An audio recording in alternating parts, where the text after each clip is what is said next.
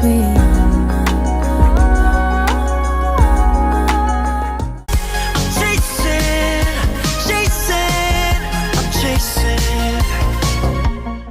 Okay, so the first opinion is that for the people who say that fifth gen has started, what proof do you all have that it started? Why do you all say it started?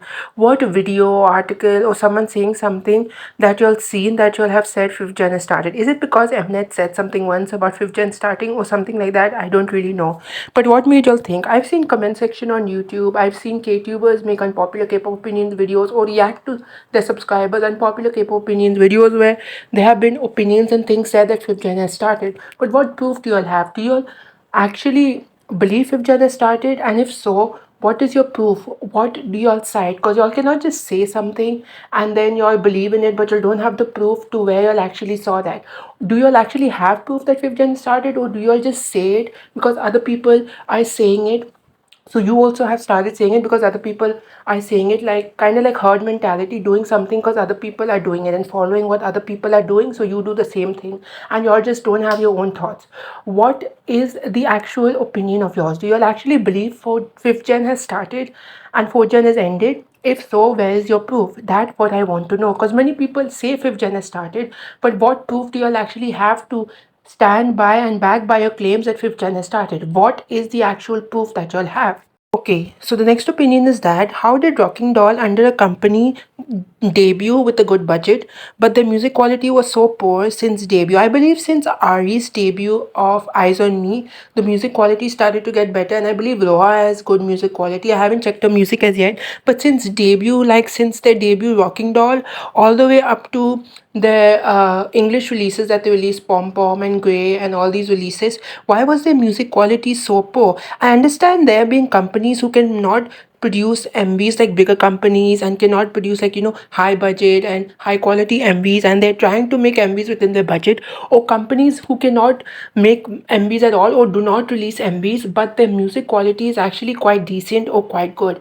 Like take for example Skiles Fly Up High and Da Da Da, On As You and I, Blue Foxes Wake Me Up, Aston's Mirror Mirror, for example, where these are companies that cannot produce good MVs, and they actually made pretty decent enough songs. And then there are groups like Holidays, debut song with Fantasy, Peaches, Yalacha, F. Abel's Burn It Up. These are debut songs that are actually quite decent. Vows, Miss You, these songs are actually quite decent songs and actually produced really well, and they haven't had MVs. Even though Fable have had MVs for their comebacks, they didn't make an MV for their debut. And there are lots of companies like these who come into K-pop on a small budget but can make a listenable song. But for Rocking Doll, I don't understand how their company could afford to make them good budgeted MVs but couldn't afford good producers to vocal mix their songs better. Like, how is it possible? As I said, it's possible for companies to come into K-pop with a low budget and with a smaller budget and cannot produce a good MV or cannot make an MV at all but can make a good song. But it's not possible to be the other way around, having the budget for a good MV but cannot produce a good song. How is it even possible for Rocking Doll to not have good producers when when the MVs actually looked like bigger company MVs and actually good budgeted MVs? It really confuses me and still confuses me to this day.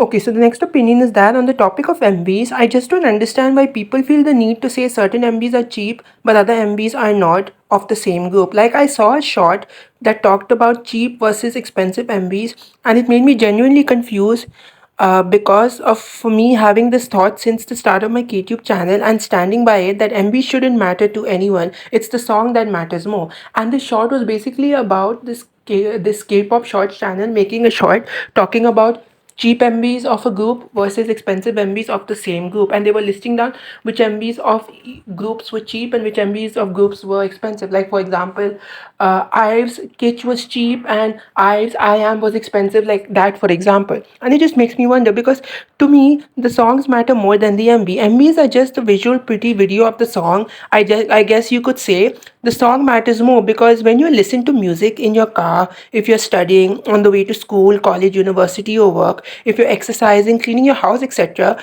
you're mostly listening to music from Spotify, Apple Music, Deezer, or any of the music streaming platforms you use which are in your country or available, or even just downloading music onto your phone if you don't use these apps, or even like going to YouTube and listening to YouTube topic. Not everyone is a person who'd go on YouTube and play music with the MV and listen to it, because some MVs, they have breaks in between, or they take long to start the song and stuff like that. So nobody is like going to YouTube to just listen to the song with the MV, and you're probably just listening to it on Spotify, any music streaming platform, on YouTube topic, or listening to an audio version, or like just downloading the song and listening to it. So that's why the song matters more to me.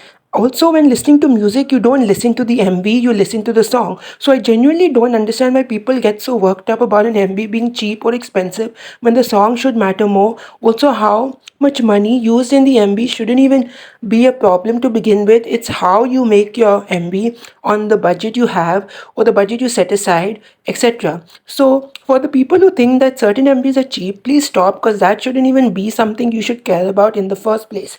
And it's true, you should care about the song more.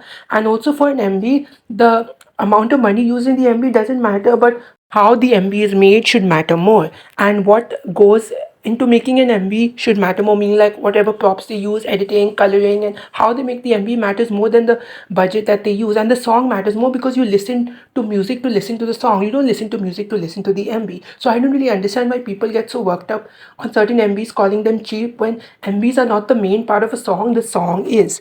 Switching to the robot voice.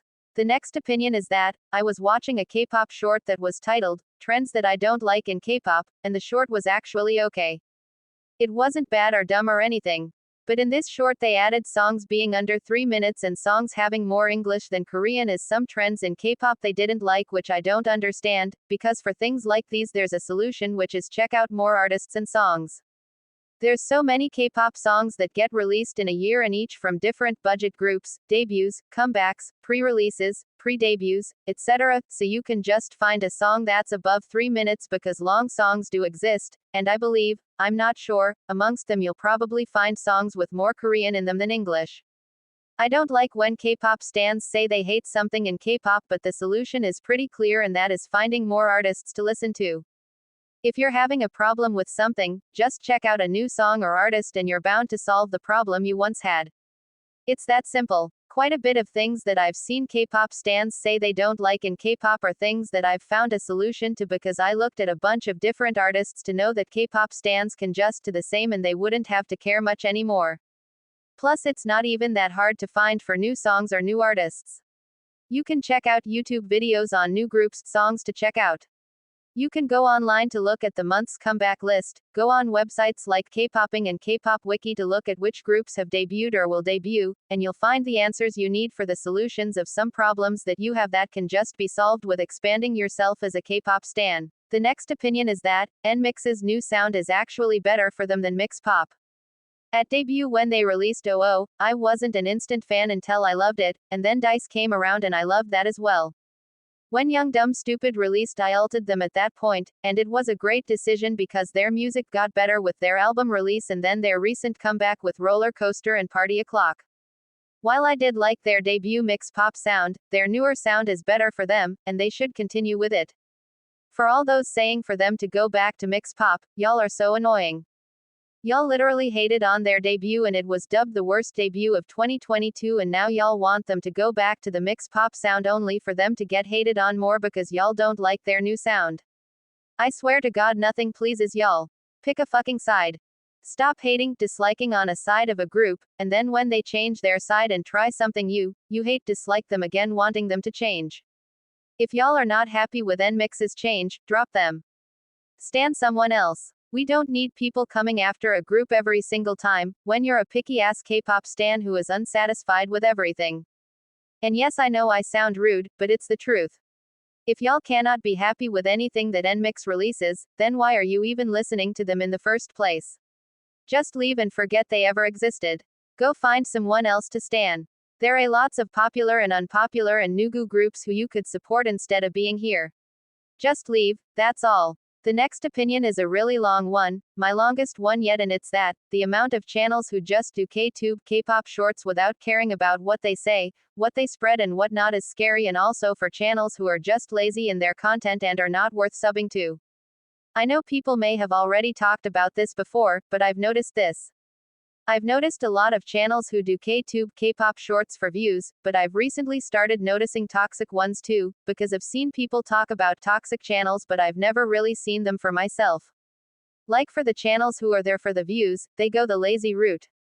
By making lazy content and uploading it for views, or they do similar or same ideas to others and add the same exact songs.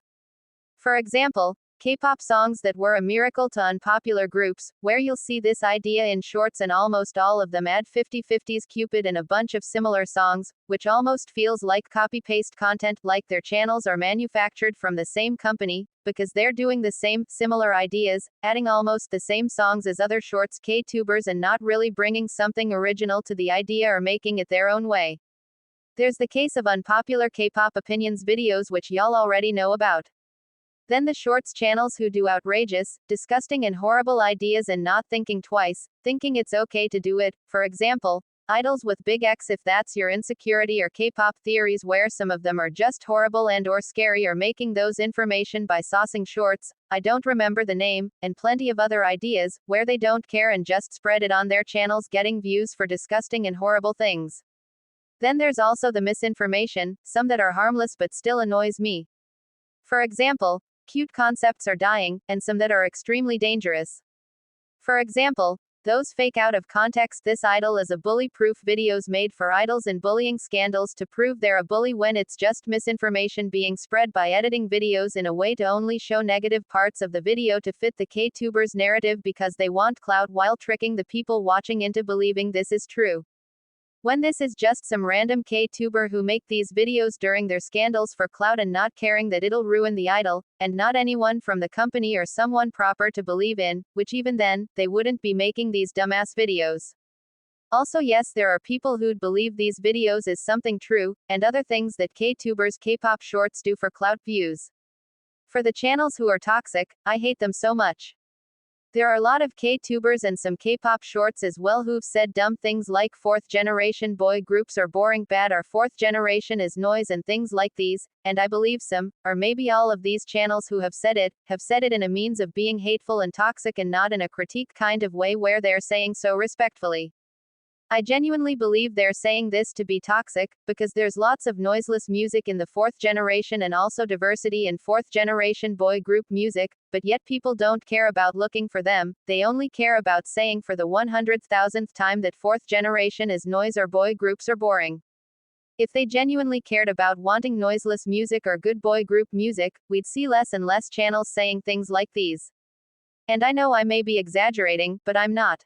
I used to watch many unpopular K-pop opinions videos from many channels in the past, like maybe last year 2022, IDK, and I've seen lots of them say fourth generation is noise and fourth generation boy groups are boring, bad.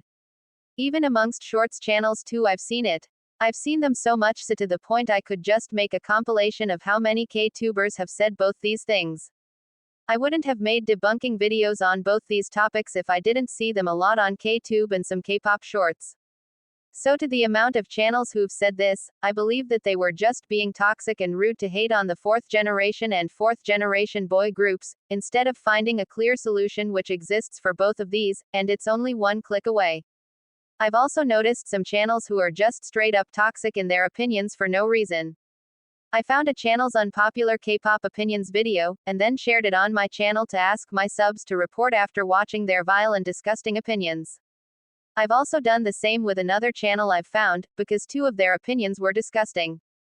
I've also unsubbed from a channel recently who made an unpopular K-pop opinions video 2 months ago, where they said some things that were not it, and then they made a recent unpopular K-pop opinions video, where the first opinion was them generally talking about K-pop groups only for them to randomly be sending hate to one group, when they were not even in the topic of discussion because the K-tuber wasn't talking about them or any group specifically, just every group as a whole. So seeing them as a channel I've subbed to, I don't know how many channels I've subbed to who are secretly toxic.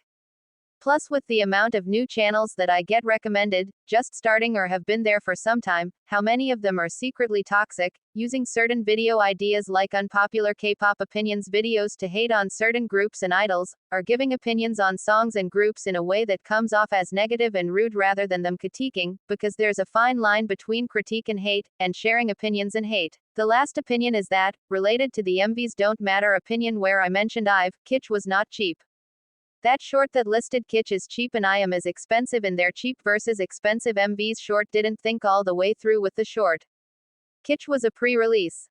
It wasn't a title track or anything or a main song. So of course the MV looked a bit less extravagant or outstanding, whatever the word is, because since I Am is the title track, Starship probably didn't want to make Kitsch a super outstanding MV because it could overshadow I Am, I guess, maybe. That's what I've been thinking since I've seen that short. I Am was the main song and had an extravagant MV, so Kitsch being less extravagant as an MV didn't make it cheap. Plus Kitsch's MV is more simple too, from what I remember, and being simple also doesn't make an MV cheap. So this K-tuber didn't need to say Kitsch was cheap, when it was probably made less extravagant because of not being overshadowing since it's not the title track. That's what I think.